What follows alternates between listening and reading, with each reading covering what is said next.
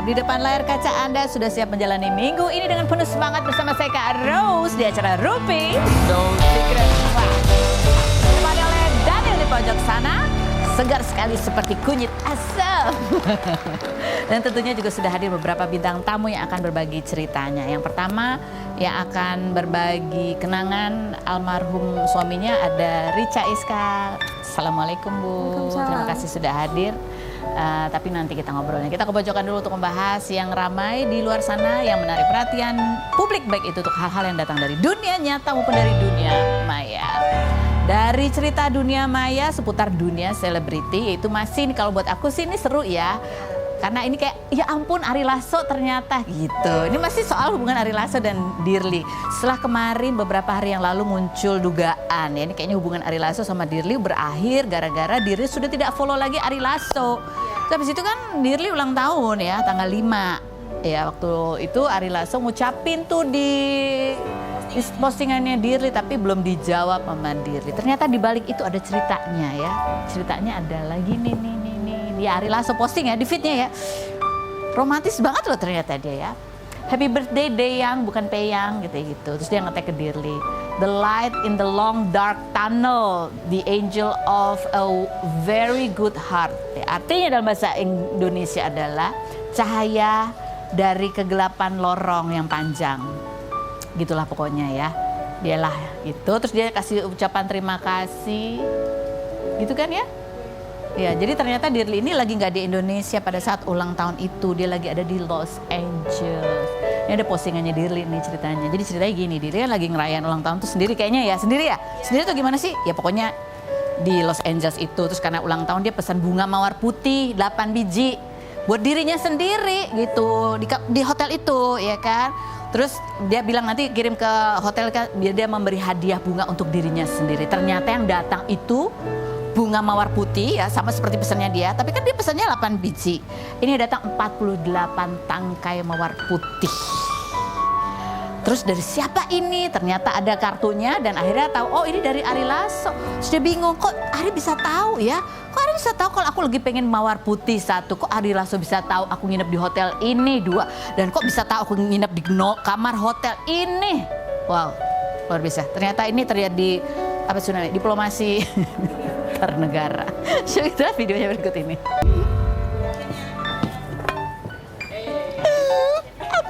Aku beli sendiri. Bukan aku yang beli ya.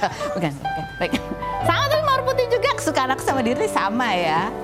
Jadi ini nih ceritanya, demi Tuhan ini bukan prank atau settingan atau telepati ya. Kamar seperti kapal pecah, belum beli koper belanjaan banyak, oleh-oleh dan lain-lain, mager parah. Bunga datang mawar putih seperti yang gue pesan semalam, tapi karena baru bangun gak ngeh. Cuma mikir kok baik banget beli 8 tangkai sama yang kecil-kecil malah dikirim 46 ya, sesuai umur ulang tahun gue. Dan akhirnya ku tersadar setelah melihat kartu as gitu ya. Kok bisa tahu gue nginep di mana? Kamar kan konfidensial ya. Kok bisa tahu nomor kamarnya? Beli bunganya nyuruh siapa? Di mana? Bagus banget loh. Kok sampainya tepat jam 10 malah bunga gue yang telat katanya gitu. Ada cerita dari Ari Lasso ya. Jadi dia mengucapkan terima kasih, ternyata dia punya teman yang kerja di KJRI, dia bilang ini. Sebuah operasi spionase antar negara dengan Sandy White Rose katanya. Iya ampun.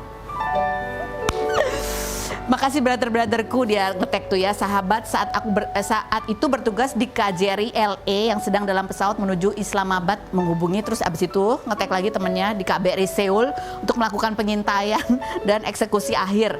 Tak boleh dilupakan temennya lagi dari KBRI Tokyo yang mendukung operasi ini berjalan tepat presis. Jadi Dirly itu ada di mana sih sebenarnya? Oh dari Seoul bukan di LA. Oh tapi dia ngubungin temannya KJRI LA Seoul, jadi dia tuh ada di mana sih sebenarnya? Itulah ya, luar biasa tuh kalau punya teman di mana-mana. Ini teman yang ngebantu. Akhirnya pesan bunganya itu ternyata di sebuah toko bunga yang emang sering dipesan sama kedutaan-kedutaan gitu. Luar biasa. Ada lagi captionnya yang rawa belong itu.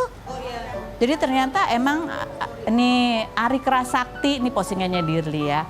Those 46 best roses in Seoul. Oh di Seoul. Tamu-tamu negara, penghias kedutaan, kalau ada acara apapun pasti beli pakai toko itu. Aku selesaikan koordinasi pesanan itu sampai jam 10 malam Indo untuk memastikan yang menghubungkan aku akhirnya ini. Ini postingannya oke. Nih, jadi maksud kalimat terakhir adalah tahun lalu dia berjuang juga jam 11 malam di toko bunga anggrek di Rawabelong sampai Bogor disuruh buka. Ternyata Ari Lasso bukan cuma pandai menyanyikan lagu-lagu romantis ya kan, orangnya romantis juga. Tapi hasilnya belum kelihatan karena Dirli belum follow back Ari Lasso. Komentar nanti sama biasanya nggak? Nggak usah.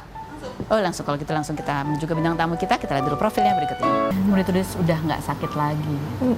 Kalau ini menggambarkan memang kondisi kesehatan Gary di terakhir hidupnya. Ya, seperti apa sih kondisinya? Terakhir itu waktu Lebaran tahun ini ya, kan belum tahun lalu. Itu beliau sempat masuk rumah sakit. Sempat kena lambung akut, sudah level 4. Terus di kerongkongan sudah ada varises esophagus, udah dipakein ring ada 6. Itu karena pembudarnya sudah pecah. Jadi memang sudah di warning sama dokter, pagar ini dijaga ya, jangan sampai pecah. Nanti kalau ringnya lepas, kalau pembudarannya pecah bisa berbahaya.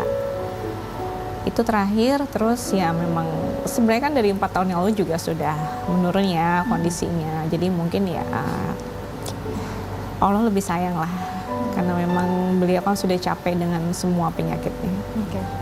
Kamu kan sempat cerita kalau buat kamu di hari meninggalnya almarhum itu kamu nggak dapat firasat apa-apa gitu. Ya. Tapi beberapa teman sempat cerita, Gary itu sempat berucap, aku udah capek gitu. Apakah itu juga sempat dia ucapkan ke kamu? Iya. Kalau bilang capek ke aku sih mungkin karena biar aku kuat kali ya Kak ya. Jadi kayak aku tahu dia capek. Sampai rumah tuh dia drain banget. Karena kan di luar dia berusaha untuk profesional mungkin dalam pekerjaannya atau mencoba untuk menyenangkan banyak orang terus. Tapi dia tidak bisa mengontrol dirinya untuk menghealing dirinya sendiri. Jadi energi dia sudah habis. Dengan kondisi fisiknya yang memang sangat terbatas, tapi dia tetap dipaksa untuk nggak apa-apa, yang penting lo happy, yang penting lo seneng, nggak apa-apa gue lakuin. Di rumah ya memang dia udah capek banget. Dan di saat kecelakaan itu terjadi itu kan malam, tengah malam. Iya, jam 1:30 kurang lebih katanya ya. Nah, kondisi kamu pada saat itu gitu, ini setelah ya beberapa banyak kejadian, dia harus dibawa ke rumah sakit. Dan saat malam itu apa yang kamu rasakan berkecamuk di dalam diri kamu? Ngeblank aja Kak, ngeblank sih yang pasti. Apa ya, sampai sekarang pun aku ada di sini aja berasa beliau masih ada aja. Belum berasa kayak he's gone gitu, enggak. Di rumah juga masih beliau lagi tidur apa, kayak masih ada aja. Bukan aku nggak ikhlas, emang aku emang harus ikhlas kan, karena kalau kita tidak ikhlas kasihan nanti almarhum di sana. Jadi berusaha untuk kuat, karena kan aku punya anak-anak juga. Sempat apa pada saat kecelakaan itu sempat dia sadar, sempat berkomunikasi atau tidak sama sekali? Jadi pada hari Jumat itu sebelum kejadian, aku tuh ada acara kan sama sahabat aku. Aku udah bilang sama almarhum, aku bilang ya, aku udah bilang sama ayah dari seminggu yang lalu. Oh ya udah, aku mau nonton ya sama kakak, dibilang gitu, mau nonton di bioskop maksudnya. Cuma kakak waktu itu lagi capek pulang sekolah, jadi hari itu dia tidak bisa spend time with me sama anak-anaknya.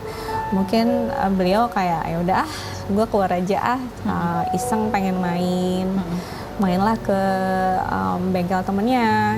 Karena almarhum tuh kan seneng motor ya, jadi mungkin feeling aku ya, karena udah lama 1-2 tahun gak main, mungkin dia kayak iseng aja pengen nyobain si Era King itu. Pinjam dong, mau nyobain, ini udah lama. Dia main, sempat balik lagi ke bengkel itu, sempat balik lagi.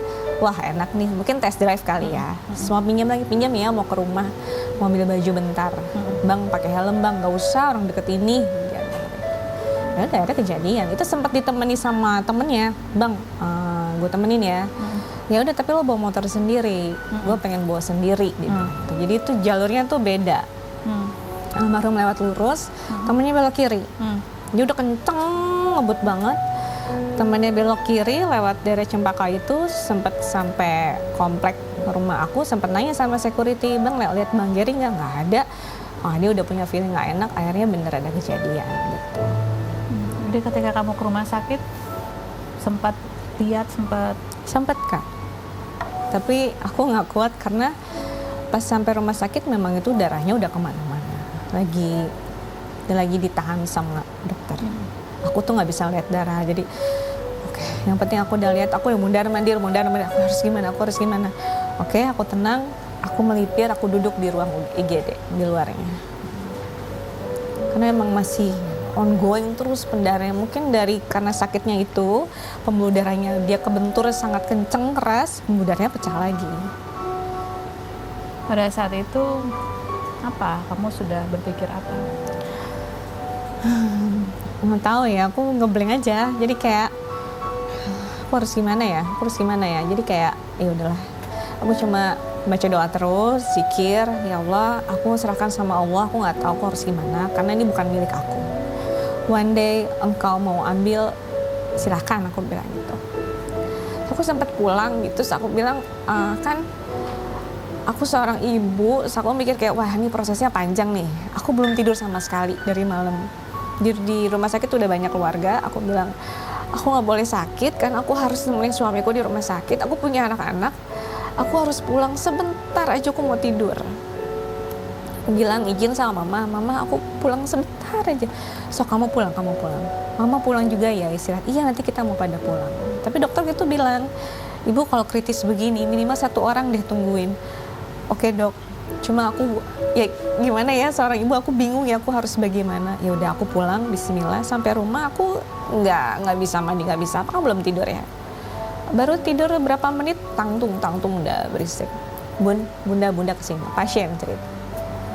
Udah flatline. Oke, bunda kesana sekarang. Aku langsung panggil kakak, udah langsung kesana, beliau udah nggak ada. Jadi pada saat beliau dipanggil sama Allah, aku nggak ada. Ada menyesal, tapi ya balik lagi, sudah qadarullah, jalani Allah aja. Ya. Apa yang kamu ucap di dalam hati gitu, pasti ada komunikasi kamu yang kamu ucap dalam hati pada almarhum. Ada. Bilang berat sih, 17-an itu kan nggak sebentar ya. Cuma ada sisi aku bersyukurnya, minta sama Allah, oh ya Allah, mungkin ini jawaban yang engkau berikan buat aku. Aku minta yang terbaik. Aku mintakan kesembuhan, pasti ya. Minta kesembuhan, minta dijaga suamiku. Tapi ternyata Allah lebih sayang. Oh ya udah, sudah, tenang sama engkau ya Allah. Oke, insya Allah aku ikhlas. Aku hidup sama anak-anak, tolong bantu ya, aku bilang gitu. Ya ini kita pernah, ya kita ingin menunjukkan satu kenangan gitu ya, cerita bagaimana almarhum itu memang suka naik motor gitu ya. Dan Ica sempat cerita bahwa dia kalau almarhum lagi naik motor touring apa, dibiarin karena itu membuat dia senang gitu ya. Betul. Dan harapannya ketika almarhum senang, kondisi kesehatannya pun membaik. Iya. Kita lihat cuplikannya berikut ini. Aku lebih khawatir untuk kesehatan dia sih sebenarnya. Itu the most important thing tuh itu aja. Yang lain-lainnya nggak aku pikirin dulu. Yang penting dia sehat dulu. Jadi ketika mendengar dia sempat kolaps dibawa ke rumah sakit, Ya itu sih yang lebih aku bikin worry tuh itunya gitu sebenarnya. Yang lainnya sih nggak. Kalau dia udah di motor udah lupa apa sakitnya, langsung mendadak sehat. Terus kamu ngasih izin bener atau yang aduh yang penting dia happy deh gitu, walaupun sebenarnya agak was-was gitu, gimana sebenarnya? Aku kalau was-wasnya lebih ke kesehatan dia aja sih. Tapi kan psikis itu kan ngaruh. Iya. Kalau dia happy, otomatis psikisnya bakal up. Jadi nggak apa-apa, sok. Yang penting kamu seneng, yang penting jaga kesehatan. Jadi kamu apa sih yang bikin kamu cinta banget lagi itu apa sih? Kagak ada yang begini lagi soalnya. Yang luarnya gimana, dalamnya gimana gitu ya? Iya, unik kan, unik. Kalau apa yang paling kamu cintai banget sama istri kamu? Apa Ada yang kayak gini, kan, kayak gini ya. Sama kan jawabannya. Sama cuma 1, kalau 2 sih dua Iya, coba. serem ya. Dan dia yang berani kuat, ya kuat juga nih perempuan ini walaupun halus, Kuat. lembut, bisa strong dan galak ya. Galakan kamu kan daripada Gary. Oh, Iya, benar. tahu sih.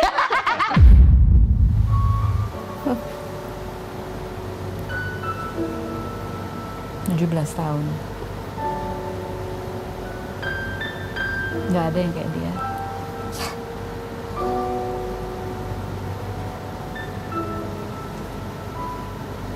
Gak apa-apa, aku harus kuat kak. Oh pasti harus kuat. Tapi kenangan bersama almarhum itulah yang masih tetap ada. Apa yang terus menerus terbayang gitu saat almarhum meninggal, kenangan indah apa yang itu kuat sekali kamu ingat? Apa ya, banyak sih, tapi beliau itu orang yang pertama penyemangat aku kalau aku lagi down. Kan pernah cerita juga di sini. Misalnya kalau lagi berselisih, lagi berantem gitu, aku lagi sebel sama dia yang nyemangatin aku. Udah bun, udah, ayo bunda bisa. Kan aku lagi kesel sama kamu. Ya itu sih. Beliau yang selalu don't ever give up. Semua permasalahan itu pasti ada solusinya. Terus beliau juga yang mengajarkan aku untuk kamu kejar akhirat dulu deh, jangan dunia terus. Kamu udah kejar akhirat, nanti dunia bakal ikutin kamu. Beliau yang juga ngajarin aku sholat tepat waktu tuh beliau, kan aku yang ngajarin dia. Beliau nyuruh aku pakai hijab, sholat tepat waktu. Terus kalau sama orang itu harus baik, jangan mandang-mandang apapun. Kamu tuh baik karena Allah aja. Jangan, kalau kamu baik sama orang itu nggak baik, biarin aja. Nanti kamu dapat balasannya dari Allah lagi. Selalu aku simpen amanah itu aja. Terus kayak dijaga ya bun apa-apanya. Kan mata orang-orang itu kan beda-beda, nggak semua sesuai pikiran kita. Banyak sih Kak. Jadi ketika badannya pun sakit, dia lelah dengan kesakitannya, tetap dia bisa memberikan semangat buat orang-orang yang dia sayang. Betul, karena memang almarhum itu tipe yang maunya menyenangkan orang lain dulu, dianya mah belakangan aja. Tapi kamu sebagai istri melihat di saat-saat terakhir dia Sudah lelah. Kan sempet bilang sama Ervan kan, Iya. gue udah capek, menyenangkan banyak orang tuh udah capek. Karena mungkin di situ dia sudah menemukan titik, kayak udah deh. Capek Kamu ketika nih. mendengar cerita itu dari Ervan itu kapan? Pas aku nggak sengaja juga lagi cuplikan dia di sini, terus aku langsung tanya sama dia, "Cong, lu kenapa ngomong sama gue?" "Ya bun, kali di ngomongin, kan gue mikir juga kayak bercanda. Jangan nih bun, ntar sedih." Kamu ketika mendengar itu almarhum sempat tercetus itu, apa yang kamu rasakan? Udah sign aja. Karena kalau ini pada saat beliau sudah nggak ada, semua sign itu keluar. Iya. Flashback, oh pantesan pernah ngomong begini, oh pantesan dulu begini, oh pantesan feeling aku tuh gini. Jadi bukan firasat mendekati hari hanya tidak, tapi dari jauh sebenarnya dia udah memberikan clue-clue yang kadang kita nggak Tapi kamu realize. sempat ada feeling apa? Banyak. Apa kalau boleh di-share misalnya? Boleh. Dari beliau masuk rumah sakit 4 tahun lalu pun aku udah feeling, aku bilang ya Allah, kan he was dying, maksudnya dia berjuang kan. Ya Allah, aku bilang kalau memang ini jalan terbaik silakan, aku udah ikhlas. Karena aku lihat dia kasihan kan. Tapi masih dikasih kesempatan sama Allah. Oke, kamu bangun, kamu nabung dulu yang banyak. Pas aku panggil tabungan kamu sudah banyak, mungkin Allah ngomong gitu. Kasih kesempatan lagi, dia sembuh, bisa motoran lagi, sakit lagi akhirnya kemarin. Terus aku sempat kayak nggak tahu ya, mungkin aku kayak overthinking, namanya istri ya, ngeliat suami sering motoran seminggu, terus aku kayak lu takut kenapa-napa di jalan, sempet kayak gimana ya nanti kalau kecelakaan, meninggal nggak ada, terus nanti ada orang-orang kesini pada ngelayat pakai baju putih, itu udah ada di pikiran aku Kak. Dan kadarullah ternyata itu semua menjadi kenyataan, aku yang astagfirullahaladzim, aku sampai kayak gitu mikirnya, apakah ini bentuk kayak dikasih keluar aja gitu sama Allah. Tapi bedanya kan kemarin tuh semua rata-rata kebanyakan pakai baju warna hitam, dan kita rumah dukanya di rumah mamanya almarhum. Itu aja sih. Jadi ketika kamu sudah berusaha menyiapkan hati bahwa ya tidak ada yang selamanya begitu ya. Betul. Ketika akhirnya sampai dihadapkan pada kejadian itu, apakah menjadi lebih kuat atau tetap sama sakitnya? Kalau dari akunya, aku harus kuat. Kamu harus kuat. Harus. Ya, boleh kita berduka, sedih, itu kita manusia. Dan memang kehilangan itu sakit. Sakit banget. Tapi kan hidup harus terus berjalan ya Kak. Betul. Aku punya anak-anak, aku harus nanggung hidup mereka. Aku juga punya diri aku yang harus disayang. Ya aku harus kuat. Karena mereka akan lihat ibunya. Kalau ibunya rentan, ibunya nangis-nangis terus, mereka akan sedih, mentalnya kena. Jadi aku berusaha untuk yang oke, aku harus kuat-kuat. Mereka lihat ibunya kuat, nah oke, mereka kuat. Saya lihat yang ada satu juga video yang sempat viral juga gitu, orang begitu ikut terharu ketika anak kamu yang bungsu itu pada saat di pemakaman juga menguatkan kamu. Kita lihat cuplikan berikut ini. Mungkinkah, mungkinkah,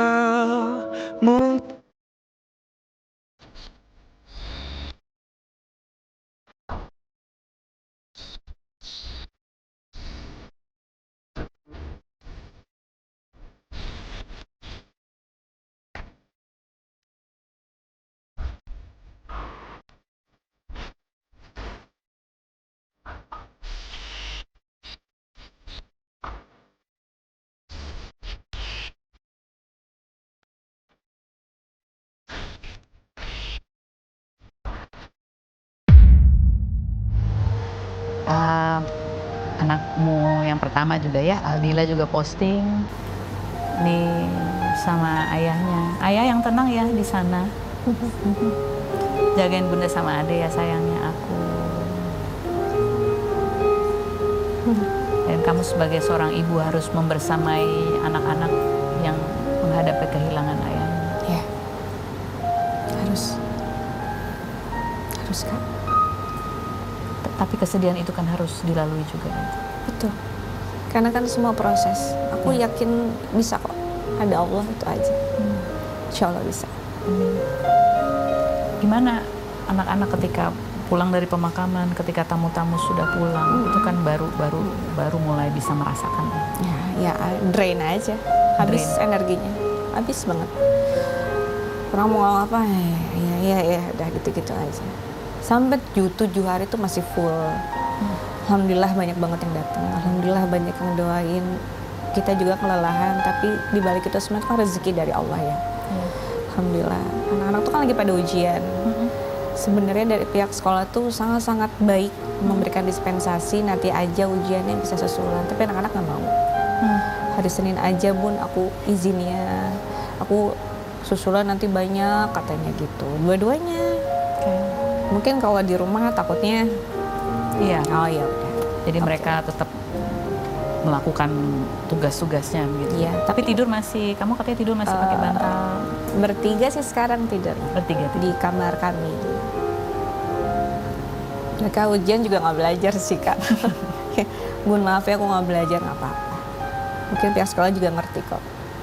Aku nggak fokus bun ya. Nggak apa-apa. Ada beberapa video juga yang viral, salah satu yang ya ini kesaksian dari teman-temannya ya, menunjukkan betul bagaimana almarhum itu setelah berhijrah betul-betul sholat tepat waktu, bahkan pada saat lagi di perjalanan pun. Kita akan bahas lagi setelah yang berikut ini, tetap di Rumpi Nusik.